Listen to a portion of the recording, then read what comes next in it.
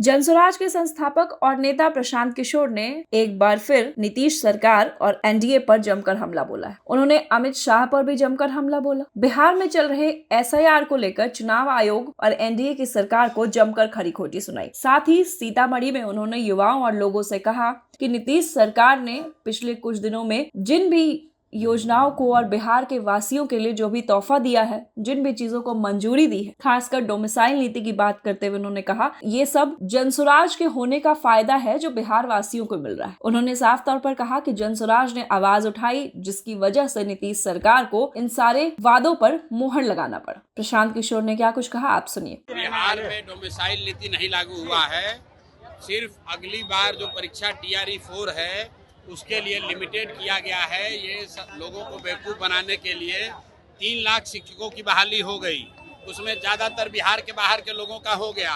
क्यों हुआ? क्योंकि 2023 में नीतीश कुमार ने डोमिसाइल नीति बदला।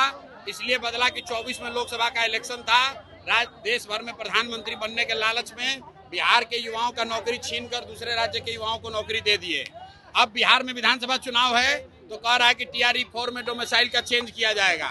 ये भी नहीं बताया गया है कि कितना % बिहार के लोग रहेंगे। अगर टीआरई 4 में डोमिसाइल लागू हो रहा है तो 100% सिर्फ और सिर्फ बिहार के लड़कों को ही नौकरी मिलना चाहिए। और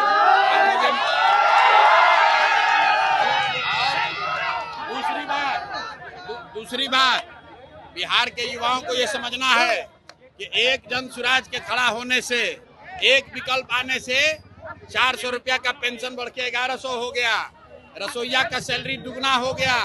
डोमिसाइल पर सरकार ने नीति बदल दिया। आप अंदाजा लगाइए जिस दिन जनसुराज का सरकार बनेगा उस दिन बिहार के युवाओं का भविष्य कितना बेहतर होगा।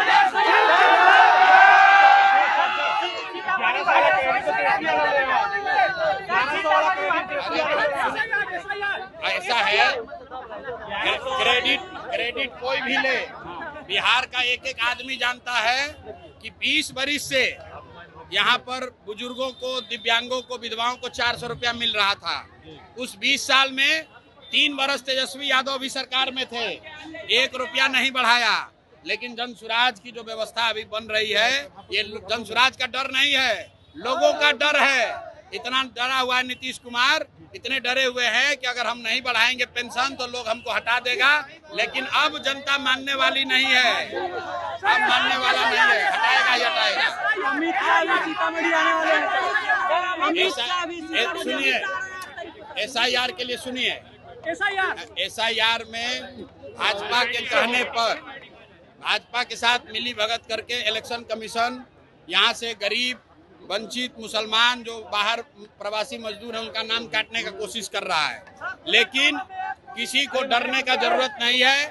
सुप्रीम कोर्ट ने कहा है कि अगर आपके पास आधार कार्ड है तो आपको वोट देने का अधिकार है। इलेक्शन कमीशन किसी का नागरिकता तय करने का अधिकार इलेक्शन कमीशन के पास नहीं है। ये सुप्रीम कोर्ट का रूलिंग है, इसलिए किसी को डरने की जरूरत नहीं है।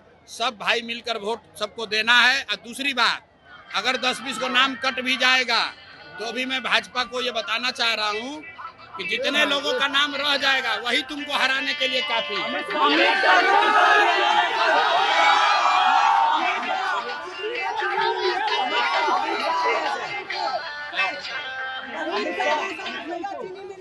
सुनिए, अच्छा रुकिए, अमित शाह आ रहे,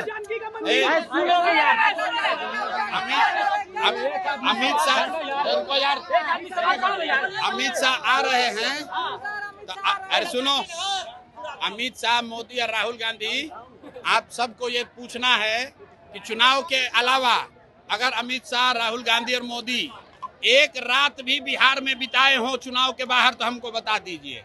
ये लोग दिल्ली में बैठकर बिहारियों को गाली देते हैं। अमित शाह आएंगे तो हमारी ओर से, जनता की ओर से, बिहार के युवाओं से सवाल है अमित शाह को कि महाराष्ट्र में भाजपा की सरकार है और बिहार के बच्चों को, हिंदी भाषियों को महाराष्ट्रियों ने मारा है, वहां पर वहां के लंपन एलिमेंट ने, अमित शाह ने उस पर बयान क्यों नहीं दिया?